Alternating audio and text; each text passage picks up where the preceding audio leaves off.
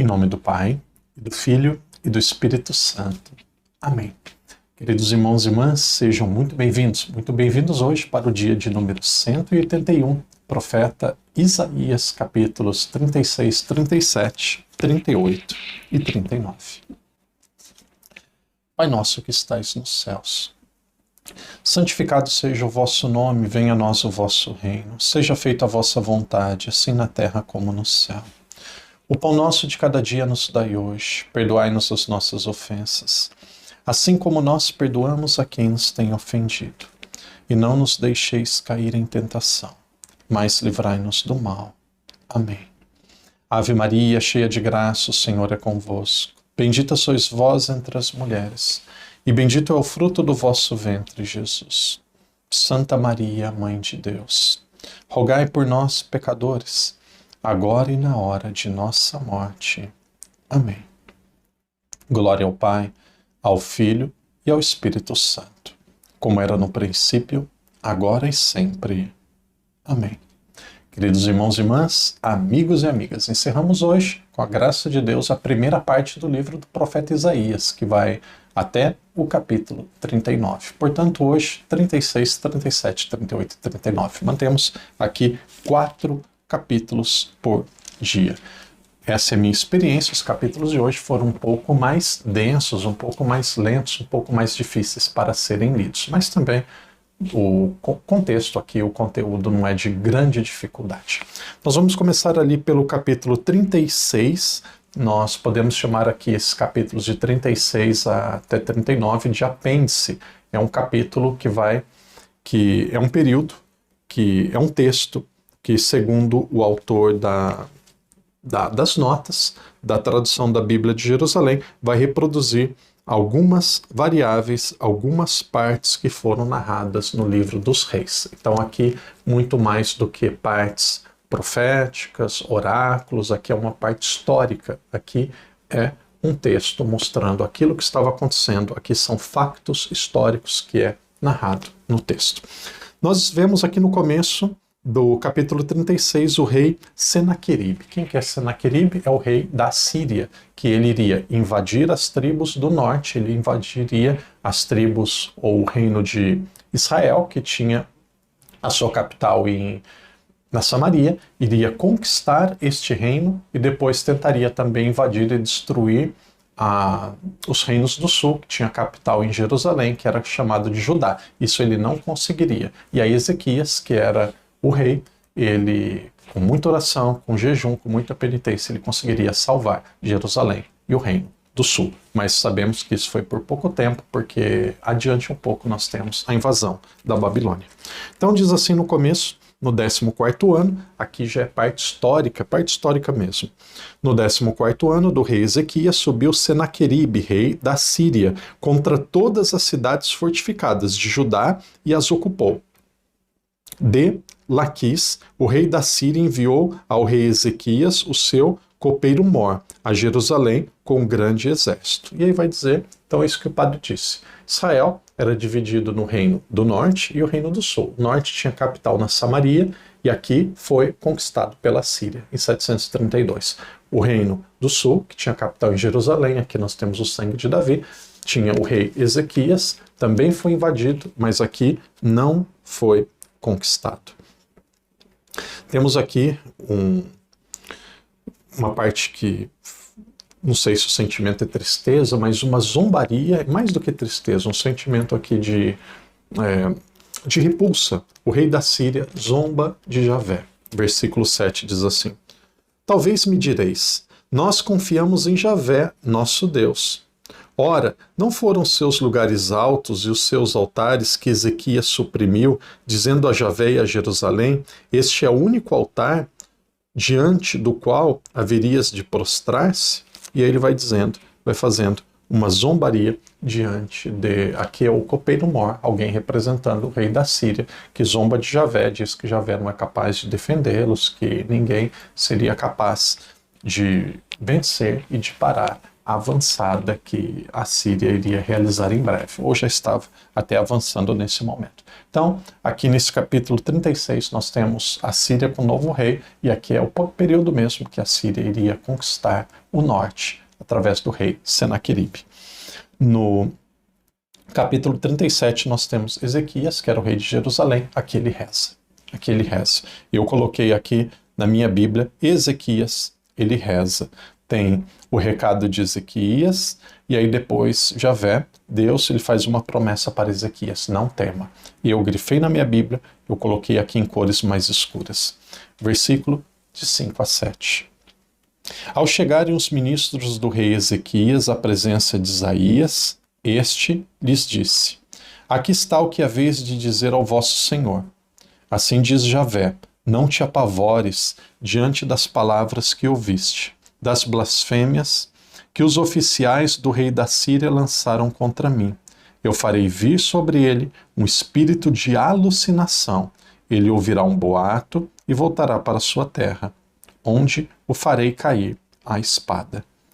E aí vai dizendo que a Síria vai contra o rei de Jerusalém e não conseguirá destruir Jerusalém. E aí depois tem uma oração aqui muito bonita que eu também grifei, uma oração muito bonita de Ezequias. Ele rezou, e aqui a oração ela é externalizada com palavras que mostram a sua fé, a fé daquele rei, que depois ele iria se corromper, mas que foi um grande rei. Versículo 17. Inclina os ouvidos, ó Javé, e ouve. Abre os olhos, ó Javé, e vê. Ouve as palavras, ouve todas as palavras de Senaqueribe, que ele enviou para insultar o Deus vivo. É verdade, Javé, que os deuses da Síria destruíram todas as nações e suas terras, e as lançaram os seus deuses ao fogo, porque não eram deuses, mas sim obras de mãos humanas, feitos de madeira e de pedra, que eles destruíram. Mas agora, Javé, nosso Deus, volta-nos da sua mão, eu te suplico, a fim de que todos os reinos da terra saibam que só tu, Javé, é Deus. E aí depois tem a resposta de Javé a Ezequias. Essa resposta ela é dada através do profeta Isaías.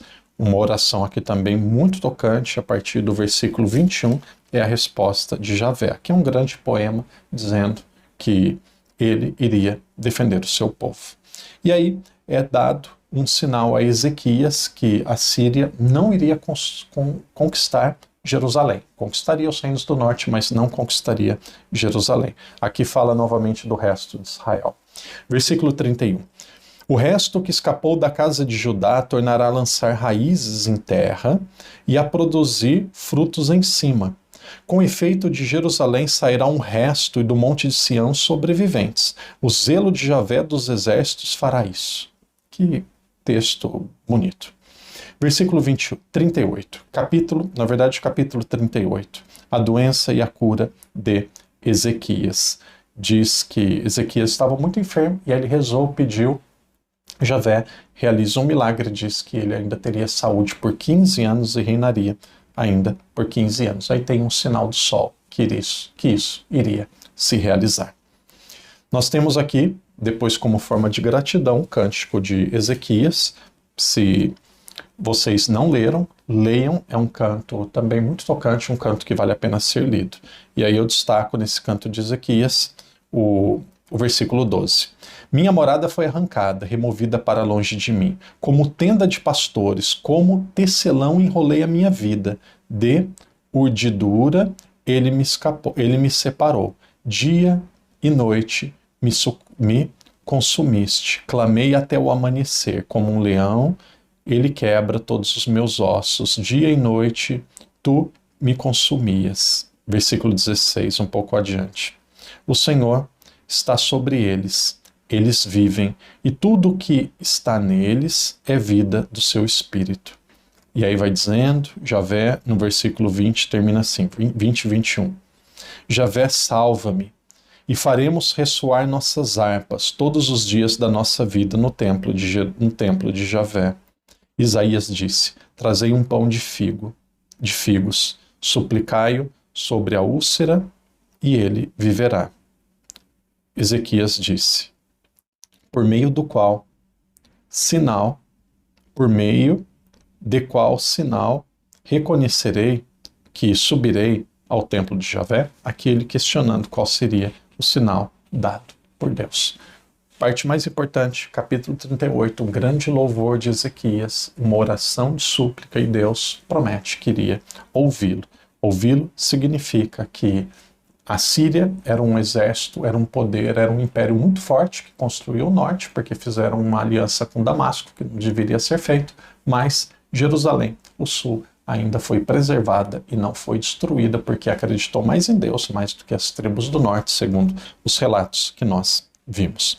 E aí nós temos, por fim, o capítulo 39, e em poucas palavras vai falar da embaixada da Babilônia, que é um texto histórico, um texto um pouco denso, com muitos detalhes, mas a parte principal que eu gostaria de meditar com vocês é este sinal da fé de Ezequias, e que diante da investidura da Síria, as tribos, o reino do norte foi destruído, foi conquistado. Porém, o sul permanece firme, o sul continua sobrevivendo, mas isso não seria por muitos anos, não seria por muito tempo. Ali mais ou menos uns 150 anos depois, até um pouco menos, diante da Babilônia, o sul também seria devastado, também passaria pela experiência do exílio. Uma experiência que, como aconteceu no deserto, seria uma experiência de transformação, de libertação e de ensinamento da providência de Deus e também da necessidade de conversão.